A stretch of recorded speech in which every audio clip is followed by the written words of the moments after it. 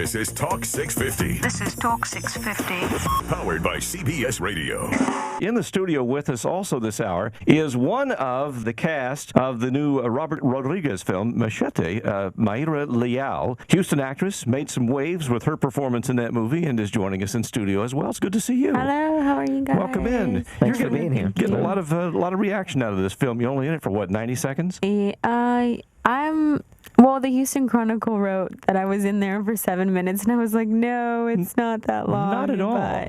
But yeah, I mean, it's a brief little scene, but I think it's definitely memorable. Yeah. You know, Robert Rodriguez has this amazing reputation. The films that he produces are unforgettable. Right, you know? yeah. And this one is no exception. I think in the first 5 minutes of this movie, I saw more stuff packed into that amount of time that I've ever seen in anything. What was it like on the set working with him? I mean, I was so extremely nervous and so worried about seeming like a professional and not like an amateur actress that I completely forgot that I was naked, first of all, and I just kind of tried to... You were naked in this movie? Yes. I missed that part. I'm sure you did. That's the purpose. Look past the fact that I'm in the nude and focus on my acting. But yeah, I mean, it was absolutely amazing. I mean, Danny was great. Steven Seagal was awesome. And these films, he's shooting them in such a way, it's almost like there's a wink and a nod, right? Yeah. Everything is tongue-in-cheek, even though what you're seeing is pretty graphic. Right, yeah. How do you maintain that attitude through all of the takes and all of the work that goes on? I mean, well, it's, you just kind of like mentally prepare yourself, and whenever I read the script and I worked on my scene, knowing that it was going to be tongue in cheek. You know what I mean? Yeah. And Did that make it easier for you? Yeah, I mean, I knew it was going to be a crazy movie, it's kind of like it's okay if you kind of go over the top, and you know, Danny Trejo had me. He told me to milk it. Like, I was there, and obviously I was very, very nervous because I'm in the nude in this room with like 40 people. So he's like, just milk it. And so that was his advice to me. Yeah. Apparently, someone told him the same thing in Heat, I think, in the movie Heat. Right. So he passed on the same advice. What about Jessica Alba and Michelle Rodriguez? What kind of feedback did you get from them?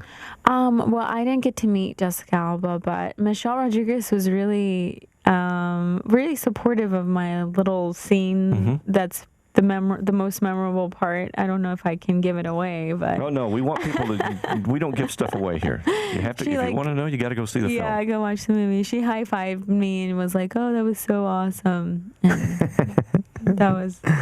And you said, okay, Michelle, you do it.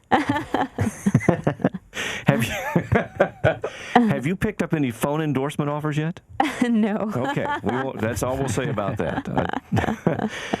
It makes the movie. It does. You know, at the end of the film, it says, and this is all spoofy stuff. I mean, the film grew out of a fake trailer in what was it, Grindhouse? Is that, yeah. Mm-hmm. And it has taken on a life of its own. And at the end of the film, it's like, okay, we're going to do a sequel and a sequel to the sequel. Do you know? Is that really going to be the case? And if it is, are you going to be back? It's really going to happen, but I think they're actually writing the script as we speak. Is that right? Yeah. For Machete Kills. I mean, I don't know if I'll be back. I mean, I was killed. Well, they can write a flashback in, you know. I mean, that's how that works. You have an identical twin. But a cyborg. I mean, they could just completely forget the fact that I was murdered and just create a new to persona, fake out. maybe. Yeah, you were faking out Danny Trejo's character, and you didn't really die. Yeah, no. Who knows? It's the movies. Yeah. So what's next for you? I have a few other projects coming out. I filmed a movie in Louisiana called The Killing Game, and Samuel L. Jackson is the star of that movie, and I have a scene with Cullen Lutz. He's another upcoming actor. And then I have Playing House. I was the lead role in a independent film. Yes. And I'm a sociopath. Uh-huh. And that comes out in 2011 as well. Did you relish that role? Yeah. Yeah? It was hard. I'm such a nice person. That You are. I don't, Yeah. it was, completely out of my character to... I didn't have anything to draw out of, you know what I mean? So, but, I had a great director to direct me. And now, you went to high school here in Houston. I did. Were you in the thespians? Were you theatrical in high school? No, I was so shy. I was so afraid to fail and suck, so I never wanted to be in front of my have a take and don't suck. High school is cutthroat, you know what I mean?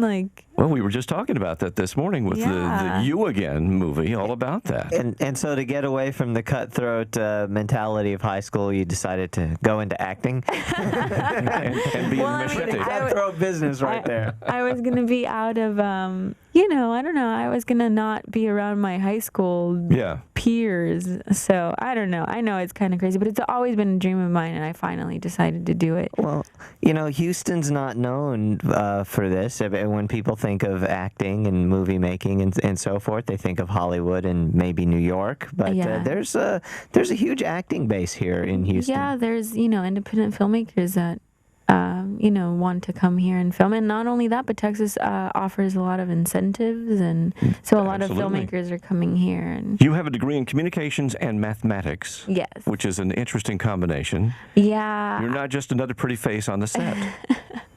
Well, I was really a math major. I love math, and I really might, if my acting doesn't work out, I really want to be a math teacher one day. I'd take that class. Yeah. Well, my math tells me we're out of time on the segment. Unfortunately, we've got to move on to the next hour of the show, but it's so wonderful to have you in here. Thank you so much for having me. Best of luck to you. Thank you. Check back in with us. Let us know how you're doing, okay? Okay, I will. Josh Starnes with the Houston Film Critics Society, thanks very much for being in here with us as well. You can catch his stuff on comingsoon.net. Coming up next in hour number 2, Bruce Hotze and our man about town, Scott Arthur, right here on the Talk 650 Morning Show. I'm Stephen Kay. I'm Brent Clanton. It's 8 o'clock on Talk 650, powered by CBS.